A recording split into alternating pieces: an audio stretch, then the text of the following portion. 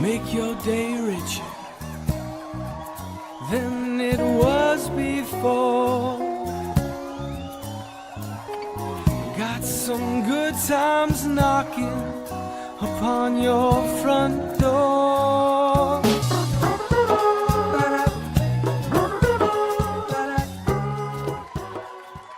Hi, friends. Welcome to the show. Happy Monday. I hope you had a great weekend. I don't know, those of you who are out there on Facebook Live doing things on Facebook, we got a notification a couple weeks ago that Facebook was going to start taking down our live videos that were over 30 days old starting in June. But I started getting notifications that mine are being taken down this weekend. And it makes me very upset because we get a lot of views on Facebook even after we're live. And now they're going to go away. And I feel awful for all the guests that are coming on. So we got to figure out another platform that's going to keep them. And then I got all excited because we got verified to do lives on TikTok. And I was like, well, great. We'll start doing stuff over there. But then you have to be, I don't know, there are other steps that I am apparently not cool enough to have on TikTok. So we're just going to hang out where we're at, have fun and enjoy. And we'll keep bringing you amazing guests for as long as we can. And then you can watch them for as long as you can as well. It's National Cocktail Day. I hope you're all not celebrating now, but I hope maybe with dinner you have a cocktail. It was Tony's birthday this weekend, so we went out. I will not be partaking in cocktails today because we had some this weekend and that was enough. But if you're going to get cocktails, you should definitely get some Honkaku spirits at honkakuspirits.com. Those are 4 drinks that our good friend Christopher Pellegrini has sent to us. He was on the show, I don't know, about a month ago. He's an expert in Japanese spirits, and he's going to come back later and do a tasting with us. So if you want to do that tasting and celebrate National Cocktail Day, go to Honkaku Spirits and order those drinks. That's what we're going to be doing. And that should be a really fun show at 10 a.m. because why not? Okay, speaking of watching, let's see how many views we're at, shall we? We started 2025 with 100,000 views. That was the goal, to get to 100,000 by January 1st. Here we are, almost the end of March. Let's see where we're at. If I can get to that point. Let's see, where are they? Here we go.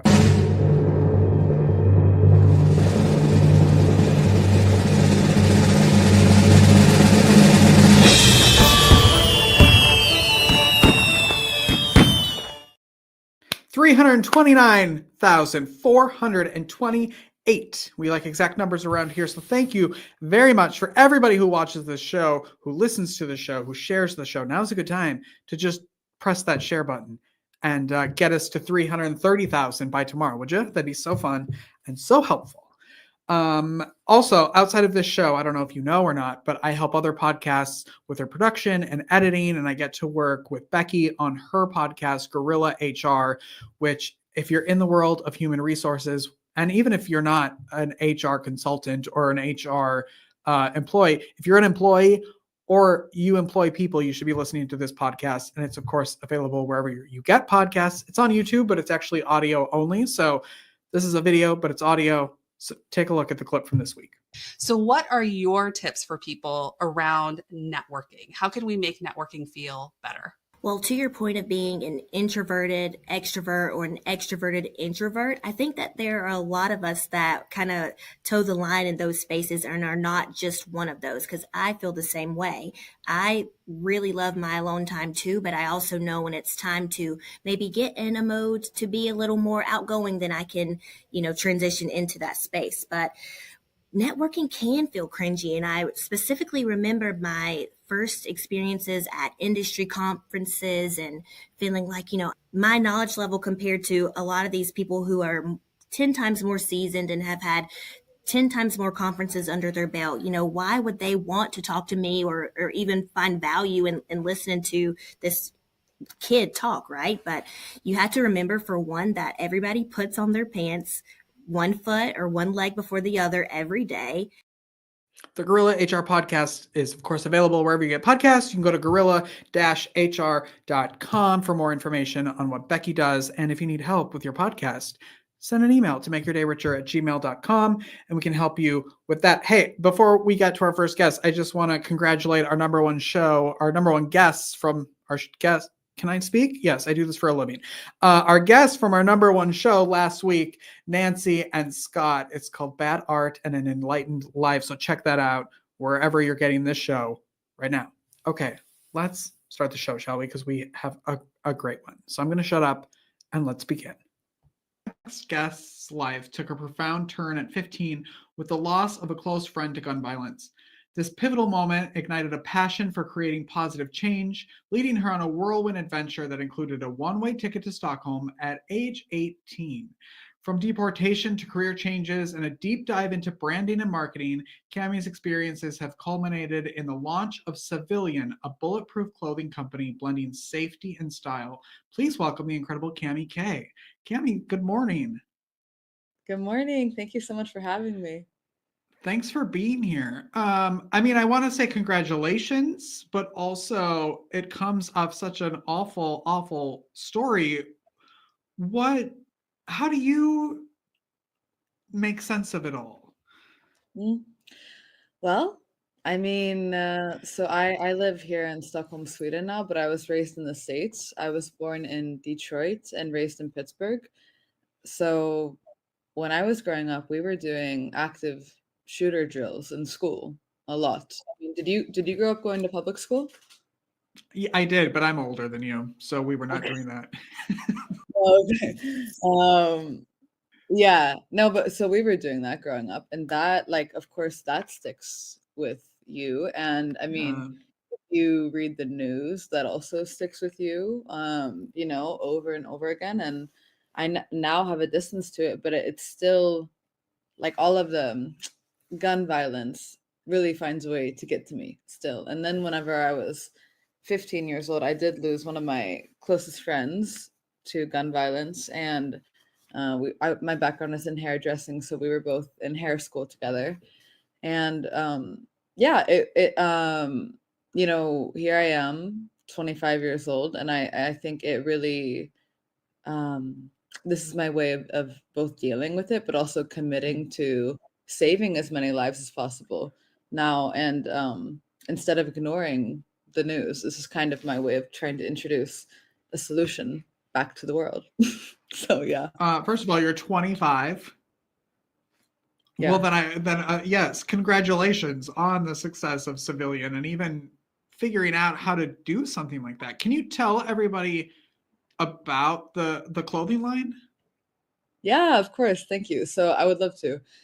I was looking for the best products to work with, and whenever I was decided that I wanted to do this, I started, of course, researching, and then I found this one product that I wanted to work with, and you had to order kilometers of it, and I definitely could not do that. I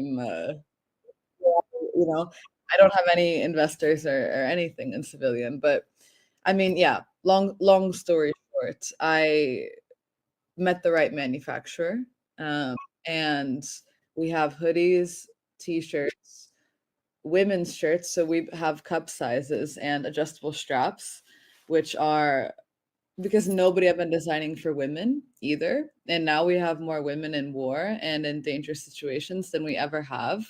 So that's a huge gap in the market. And all of my competitors say, well, we don't design for women because it's very hard to do that on a mass scale. And luckily, of course, that's hard. That doesn't mean that we shouldn't do it. So that's one of the most, like, I'm so happy with them. They look so good. And yeah, and I have slash proof scarves as well that are like against the slash threats.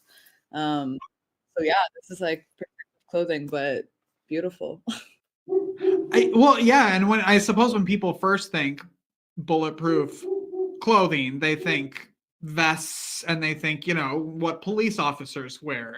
How without, showing like with some of the clothes, like how do you get past that assumption from people and actually like, hey, these are real wearable clothing items? Essentially, whenever you see someone wearing bulletproof clothing, it does not enhance the feeling of safety. It can actually take away. If you've ever been at a concert and see, a police officer with a vest on, you're usually like, okay, if you have one, shouldn't I have one, right? And why shouldn't civilians have ones in these situations, right? Where they're not committing crimes, they're not doing anything illegal. So in general, whenever you look at our clothes, you will see that they look like hoodies, they look like shirts, they look like scarves. So it does not give that feeling of confusion to the average person, to the average civilian. It looks like a hoodie, so it blends in with your clothes. Where can people get the clothes?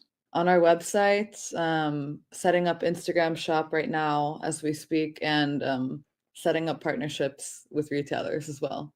And you said that you had no investors in this company. Like, at any age, let alone 25 years old, like, what have you learned over these last few years of creating this company? A lot. Ask for what you want. I went to Finland and where our manufacturers are, and I get a lot of advice. Being curious helps everything be insanely curious. So I went to Finland with the intention of asking them to prototype with me. And I believe, like, if I were to give first of all, I want Civilian to be like 100% women owned. So I'm open to like investors, but well, of course it can be whatever, but it has to be the right fit, and it has to be like, what do you bring other than money in terms of value, and what can I give you other than money in terms of value? So I'm really, really picky about that, even on partnerships or anything. I mean, I love we have some partnerships with nonprofits as well. But I'm like, yeah, that's the obvious thing. But what other value can we actually give each other? Where did the name come from? Yeah, I mean, yes, especially in today's like corporate world, right? Where it's just all about who has the most money and how can I get more money. It's so commendable to be like, actually, we're going to actually do something for real with this brand and this company. What are you hearing from the people that are buying the clothes and wearing them? I mean, it's like definitely an enhanced feeling of safety. And there are a lot of people who sometimes it's like gun enthusiasts for the military. There are like tons of use cases when it comes to, families on base, soldiers on base, but nobody is like, you don't want to get in full uniform to go to the grocery store, for example, or diplomats visiting military bases. So there's a lot of use cases for them. Um, I think that every teacher in America should have a hoodie, like in these scenarios. And then I definitely don't market to kids, but we do have, of course, solutions for them as well, because there's been this like bulletproof backpack thing happening, and that's all good and nice, but I don't think that's actually designed for children per se. Like, I think that puts too much responsibility on the kids to have a bulletproof backpack. So instead, could they wear a hoodie where they are, protected in the front and back instead? So yeah, I mean, this is a lot of, the conversations that are just like continuous and need to happen if you want to have good design, inclusive design, innovative design, and thank God the products allow us to do that. Yeah. What did you want to be when you were a kid, when you grew up? I don't know. I feel like you would have to ask my parents. I don't even remember, but I feel like, God, yeah, always felt like I could take over the world, I guess. Really? That's awesome. Yeah, I think so. My mom and dad both raised me with a lot of confidence, like in different ways. So Uh-huh. my mom, we grew up like actually, my dad was a pastor, and we grew up like in church a lot. And my mom would do on her free time like makeovers on homeless ladies, and we would go into the shelters and do makeovers on homeless ladies. And I was Oh. too young to go into the, even though I, but this is also where my like passion for hair and everything started. But my mom would, I was too young to go into the homeless shelters. So my mom would like take me by the arm and be like, Cami, you walk in there like you own the place. And you tell this, Just if you walk, tell yeah. what? If you tell this to like a 13-year-old, for years, like that's gonna stay with me. And then my dad also has this like really cool level of like resilience, and if anything happened, he would like go in person, he would go directly to the root. Like he's also like huge visionary. And he would always say like, it's harder to ignore me in person, and I loved that, and I still use that like all the time in my adult life. So I mean, yeah, I think I have like both of them to thank just for those types of aspects. Mhm. Even though you know it's so hard even in your adult life to figure out what you want to be when you're older. Yeah. I always say like people, you graduate high school and suddenly you're 18 and you're supposed to know what you want to do with the rest of your life when you haven't even started living yet. Like Oh that my seems God. crazy to me. Oh, it's so crazy. Yeah. Absolutely. Have you I always mean, been, I mean, obviously, hair, super creative industry, fashion, super creative industry. Have you always, even as a kid, were you always making art of some sort? Were you always creative? I loved creating. Yeah, like I was yeah, I have. And I've always loved like arts and crafts. And like I mentioned, I was as a teenager, I would do whatever. I was going on like trips with the church a lot, so I would do whatever to like raise money. Made wood burnings, made mugs. And I just like, I'm grateful to have, I recognize that I was grown up where I could explore, you know, uh, creatively as well. I mean, it's not easy. Like Mm-hmm. maybe as a creative person yourself, you understand that like there are a lot of things you have to do to go outside of the limits. And like, yeah, it's not the easiest way. I make it sound, I think, easier than it was at times. But yeah, Yeah. it's, yeah. You try to forget the bad parts and you're like, oh my God, it was amazing. Yes. Yeah.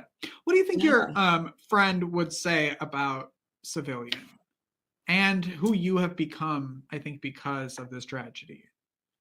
Thank you. I mean, she was so like we were in hair school together, and we were so driven. And I was always doing like weird stuff. Like who else, you know, moved to Stockholm at 18 years old after graduation? I was the only one. Like I'm kind of like used to being in a position where I don't need to be understood. I just need to be like respected at least, for my Mm-hmm. decisions. And I think she would, I think she would be proud. And I think whenever, because trauma happens to everybody, nobody gets out easy. I'm not the only one on earth who has been through a hard time. That everybody around you has in their own way. And I respect that a lot. So I think you have a moment in your life to like suppress it, forget it, and then maybe become bitter. Or you have a time where you could like really look at the hand you've been dealt and just like, well, let's see what we can do. Let's see who we can serve instead. So I think she would get that, for sure. Yeah. And I think she'd be happy to make the world a safer place. What do you love Yeah. most about your life right now? That's such a great question. I want to ask you the same. I ask every person that question and everybody has that same response. And it's been Really? interesting to hear what everybody's been saying and kind of the themes that people have. Oh my God, that's so funny. I love that because I watched some of the podcasts before as well, of course. But I mean, I love that I'm going for it. And like, and at this, point in the journey, like the journey is like what you remember. You don't really, people like once they've made it, they're a bit like apathetic or stuff. So I love, that I'm very hungry right now to serve the world with like excellence. Like that's one of my statements that I say every day is like serving the world with excellence. And I love that. And I love that that I get to do that right now. But what about you? I need to know. Favorite part, when the dogs are not annoying me. That is my favorite part of my life. No, I think this, I wanted to be a talk show host since I was 10. And so I get to do this every day and it feels like the best life ever. That's incredible. I love that. And I get to meet a ton of people. I get to, learn from everybody. Like, it's amazing. That's so fun. Yeah, of course. And I mean, your job is like to be curious and like, create that atmosphere for people. So that's awesome. Yeah, I love it. What is the best way that people can connect with you, follow you, and support you? So I have like all socials. I would say I'm the most active on Instagram. Facebook, we're also, because if you listen to Gary Vee, he is like telling everybody they need to be on Facebook right now. But I think a lot of the people are there. Facebook, Instagram, reach out if you have any questions. If Civilian could help you or anybody you know in any way, including advertising, including products, including sponsorship, like we're looking to build new meaningful connections right now. So please don't be shy and reach out. I know you also, like you were talking about, are very deep into marketing and branding. Do you help people with that at all, or is that just for your own enjoyment? I definitely do. Yeah, I have my own clients who I'm like, either you're starting out and you need a brand kit or brand language. Like I've studied that, and I think it's so much fun. Like I love that, and that would be my goal, with Civilian, is just to be the creative director. Right now I have to be CEO, which is fine and great, but I would love to just work with the campaigns and all of that. But I'll get there. There are also so many people who would never say, I don't want to be CEO. So you've got something very special. That makes my eyes water. Like the fact that you even said that, because it's that's a title that a lot of people grip onto. And, and when you know that you're probably better served in some other role. Oh, for sure. I want you here all the time. I want you to come back every time there's a new line launch, because you're just amazing. I'm so proud of you. Because I know you, but I don't. But it's just like you've done such great work with your life, and you should be so proud. Oh my God, thank you. That's so kind of you. And I would love to. I would love to be back for anything or any way that we can work together or serve one another, serve your next person. I love it. But thank you so much for having me. It means a lot to me. Thank you. The brand is Civilian. Go to civilianco.com. This is Cami K. Also, when you're starting your brand, it's 2025. Your New Year's resolution is to start a business. Go to Cami to figure it out, would you? We'll be right back after this. Don't go away.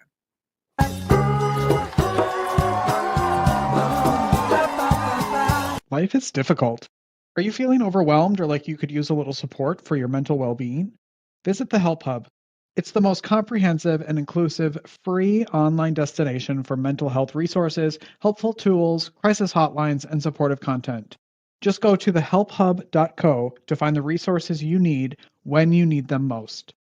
Unlike other resource pages, the Help Hub is divided into 16 different categories, ensuring that everyone in every community has access to the resources and support that matches their unique needs. Find the help you're looking for at thehelphub.co.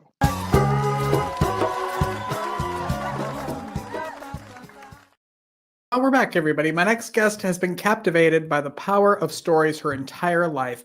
From watching movies with her family as a child to earning degrees in religious studies, theater, and education, Lucinda Sage-Midgorden has dedicated her life to exploring and sharing narratives in all their forms. A former drama and English teacher, stage actor, and director. I know this list, I'm telling you, I don't even know how she has time to be on the show right now. Lucinda is also the author of the novel The Space Between Time and the host of the Story Power podcast. Please say hello to Lucinda Sage-Midgorden. Hello. Hello, Richard. Oh my goodness, you make it sound like I'm this angel or something. I don't know. Well, you're busy, I can tell you that, apparently. Have you always had your toes dipped in all kinds of different activities? Yes, I think so. Yeah. Because I grew up going to church, and so we had church activities, and then I was the oldest, so I was also taking care of my siblings, my younger siblings. My brother's 2 years younger, but my two younger sisters are 10 and 13 years younger than me. So I was the, caretaker when mom and dad were off doing church stuff. And then, I was active in school, did lots of things in school, and we moved a lot. So I went to two different elementary schools, two different junior highs, and two different high schools. Wow. And so, yeah, getting to, sitting back and watching the lay of the land and figuring out how I could fit in there. That was, yeah. So, yeah. And then I did a bunch of stuff before I went to college. And yeah, And here you are. here I am. Here Yeah. you are. Do you have a... What were you going to say? Oh, I was just going to say practically everything I did was about stories. So I love that. Yes. Is there like an avenue that you love the most to go down, whether it's theater, whether it's writing, or is it kind of based on how you're feeling? Well, I haven't done theater in a while now since I'm retired. Yeah, I was directing and teaching acting and dramatic structure, and sometimes I would teach the play class, the class where kids were in play. I forgot what the title of that one was. But that's been 2 or 3 years now. I haven't done that. And I do still go to the theater. We have a very nice community theater in our small town. And my teaching colleague, who was a professional, a theater professional, is one of the people that's sort of in charge of that. He also teaches all the classes that I used to teach at the college. So we go see plays there, which is really nice because it takes up several spaces in the dying mall. And but mostly I get up every morning and I do my podcasts and I work on my YouTube channel that I started with my sister, Classic Cinema with the Sage Sisters. And I need to get back to my second novel that is the sequel to The Space Between Time, but it sort of hinges on what's going on right now. So, yeah. Well, tell everybody about the book, the first book, the one that's out there, The Space Between Time. Oh, well, that book has two timelines. There's a woman in the past. It starts in 1859, which is the year that Oregon became a state. And her father has just died and her mother died when she was quite young. And she's been invited to come to Oregon to be a teacher. And so she goes on the Oregon Trail and becomes a teacher in what is now Jacksonville, Oregon. It was first called something else. Well, I forgot what the first name was. But the first timeline is her 3 times great granddaughter in the present. And at the very beginning of the book, her fiance wakes her up at 5 o'clock in the morning and say, I'm leaving. Bye. And then she goes to work and finds out that her mother's been in a terrible car accident. So she has to drive down to Roseburg, Oregon from Portland, where her mom lives. And her mom dies. And then she goes home and she works for a publishing company and she loses her job there. So it's this devastating week for her. And when she goes home to her mother's house to clean it out, she finds the journals of her 3 times great grandmother. So they're intertwining stories of the two women. and how they navigate life. The second one, Morgan in the past becomes a suffrage worker. She's becomes involved in the suffrage movement. And but when I started that book, it was 2014, and there was nothing going on in the present, women's movement. So I kind of had to let it sit for a while. And then now there's so much stuff going on that I'm I'm having trouble with it. But I am in the revision process of that, and Jenna has lots to do. So yeah. It'll get there, right? And then you'll come back. You'll have a reason to come back, which will be great. Yeah. And I do Story Power every other week. So I have several recordings already ready to go until June. And then I will probably unhide my host profile at Podmatch and be inundated again with requests to be on my show. So, yeah. Podmatch is great, and we love them here. I know, me we too. got Lucinda. Who would you say that the book is for? The Space Between Time. Like, who should be reading the book? I think it's a woman's book. Not that men can't enjoy it, because there are some pretty great men in it, but yeah, I just, for the last 7-8 years, I've been reading mostly books by women. And I don't know why I didn't realize this years ago, but there's a different sensibility to books, movies, TV shows that are women-centered, that women are mostly involved in. And books written by women have a very different feel than men's books. One's not better than the other, but when I was in religious studies, I was the only woman in the course, and I had to learn how to talk like a man, kind of, and I had a lot of men friends then, but when I got older, it's like, I kind of want to, have women friends. I kind of want to talk to women and have, talk about women's issues. So yeah, I think that's mostly women are the ones that probably will enjoy the book the most. I'm always curious how people land on a title of an album, of a book. So I want to know, like, where The Space Between Time came from, and if you had any other titles in the running. Oh, I had a lot of titles, and I didn't know what I was going to title it. And then I was driving home late one night from acting class, I think it was, and I was playing the Beatles. So you can thank the Beatles, because that line was part of one of their songs, which I don't even remember which one it was now. But I'm looking up at the stars. I live in Arizona in the country, and so you can see the stars really well. So I'm driving down the dirt road to my house and looking up at the stars, and this Beatles song comes on, and I went, that's it. That's the title. So, and I was almost finished with the book by the time I got the title.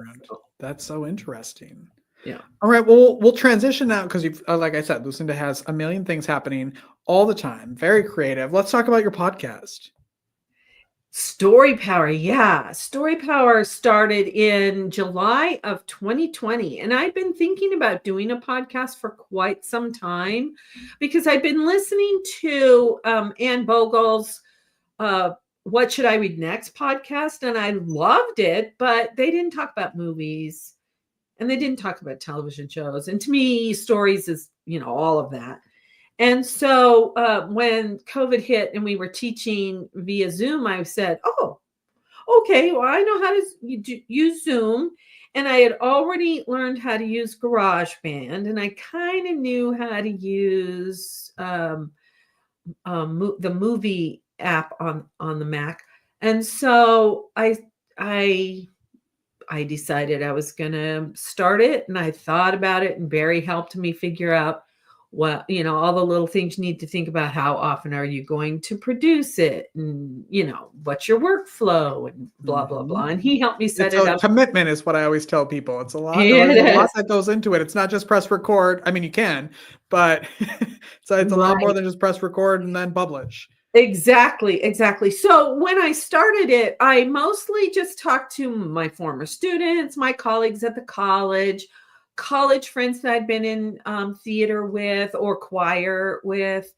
And then about a year and a half, I think it was, into it, I was like starting to panic. Where am I going to get the next guest? And then I got the email from Podmatch and I went to check it out. And I said, oh, I love their mission. I love what they do. So I joined right away and started to get a lot of really great guests from all over the world. And it's just been so fun. So I love it. When you said, I think weekly, but what day does it come out? Wednesday, and the next one's coming out on the 26th, this coming Wednesday. And Nancy Norbeck was she's going to be another one of my guests here pretty soon. But I interviewed her. Looking. Yeah, she's great. I already interviewed her once for my Patreon community. And the woman that is going to be on this Wednesday is a really fascinating woman. I don't know how she found me. It wasn't through Podmatch, but her name is Constance Scharf. She's a PhD, and she has her own institute for Institute for Contemporary and Indigenous Mental Health Research. And she's written books. And so she helps people with trauma. And she was an alcoholic herself. Well, I guess you're always an alcoholic, but she's been sober for like 26 or 27 years. And so she's really fascinating. And I met a filmmaker from Iran. He and I talked for about 3 hours, I think. And I heard him on a podcast not too long ago when he was just entering graduate school. And now when I heard him on a podcast recently, he's in the midst of that. And so that was really good to hear. So fun. Yeah. I mean, I talked to artists and musicians and all kinds of people, mostly writers, but filmmakers. I've talked to several people who were producers on television, MTV, PBS, things like that. So, it's just been fun. It's fun. Good. And because you have nothing else to do, you just started a YouTube channel with your sister. Tell everybody about the new channel. I didn't send you the artwork for that, but it's called Classic Cinema with the Sage Sisters. My sister Celeste, who's the youngest sister, so I'm 13 years older than she is. But every time we talk about, we watched this movie, you got to go see it, or this TV show. But we love classic movies because of our family movie nights when we were kids growing up watching all these movies. And it wasn't, you couldn't just watch the movie and say, oh, wow, that was really great, and then go to bed. No. Because my dad had dyslexia, my mom worked, and they couldn't really read to us at night. And so they used the movie night to help us talk about the characters and what choices did they make, and were they good choices, and what were the consequences of their choices. And, so that's how I started to love stories, was that way. And my mom was an avid reader, and so she would push books in my hand, and most of them were romances to start with. And I said, after about the 10th one, I said, these are all the same. So I started reading historical novels, James Michener, Bookstop books, like that. But it was really fun. Yeah, I became an avid reader then. I think I mean, I don't remember the last time I went to a movie theater to see a movie, and the consumption of film has changed so much with all the streaming platforms. I mean, same thing with podcasts and everything as well. I want to know what your favorite classic film is that people should be watching, and like, what's the last good movie, like newer movie, that you've seen? Oh, well, okay. I always say what genre when they ask for favorite. Mm. But one of my favorites is Now Voyager with Betty Davis because she has a nervous breakdown and she goes through this mental health stuff and learns to love herself. And then it gives really great examples of how you can deal with difficult people because she has this really controlling mother. And it's 1942, so she's not going to go out and have an apartment on her own. And, plus it's her very wealthy family. So she learns to navigate how to maintain her independence, but still maintain a relationship with her mother. And, movies like that give you tools. I love it. Let's see, a recent one that we saw. Well, okay, this is a documentary, but it is Becoming Catherine Graham. And Catherine Graham was the owner of the Washington Post during the Watergate. It was the Pentagon Papers first, and then the Watergate thing. And she had to take it over because her husband, who had been the publisher and owner of the paper, died. And so she had this, it's all about how she learned the whole process of the publishing business and the newspaper business. Oh, wow. And then at one point, the stock started to tank and Warren Buffett bought a bunch of the stock. And then he helped her learn the business part of the paper. So it's just this really inspiring story. Oh, and I remember one other one, the 688, which is about a Black unit in World War II, women's unit, who went to Europe and sorted out the whole issue of mail, because mail was not from the soldiers was not getting home, and mail from home was not getting to the soldiers. I heard about that. That's with oh my gosh, what's her name? Kerry Washington. Yes. I've heard that's a really good movie. It is. It's so excellent. Yeah. So excellent. Okay, good. What do you love most about your life right now? I like waking up every morning and knowing that I have something creative to do. Yeah.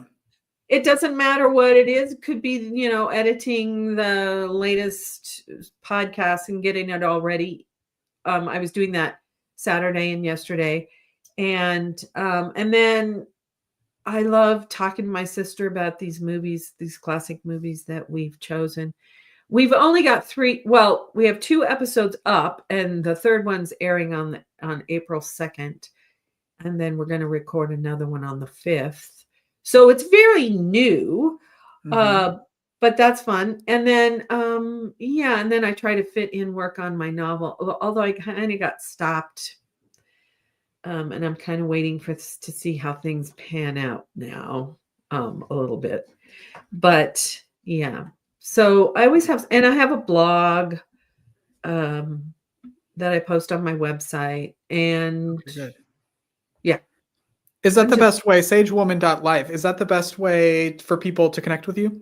Yeah, that's my website. And let's see, I've had that website since 2013. So yeah, you can contact me through there. I'm also on Facebook, LinkedIn, Alignable, and all of those are Lucinda Sage-Midgorden with the hyphen. And then, but Instagram is just Sage-Midgorden, all one word. So perfect. As a writer, are you getting into Substack? That's my kind of new obsession.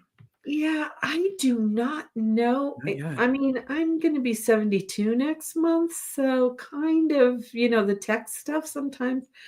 I haven't done anything about it yet. I haven't gone to investigate it yet. Okay. Well, Hurley, I swear I do this for a living. Happy early birthday next month. Oh, thank you. That'll be fun. Do you have any big celebratory plans, or you were not sure yet?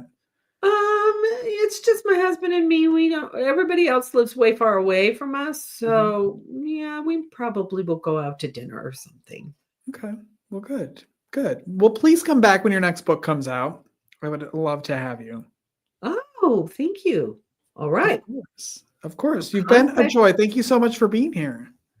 Thank you, Richard. I'm glad we connected, and Yes. We'll chat soon. Enjoy your Monday. okay, thank you. You too. Thank you. Well, that's our show, everyone. Thanks for watching. Go make your day richer. Go make somebody else's day richer. You've made mine by watching this show. And I love you for it. We'll be back all new tomorrow. So be here, would you? All right. Have a great day, everyone. Bye-bye.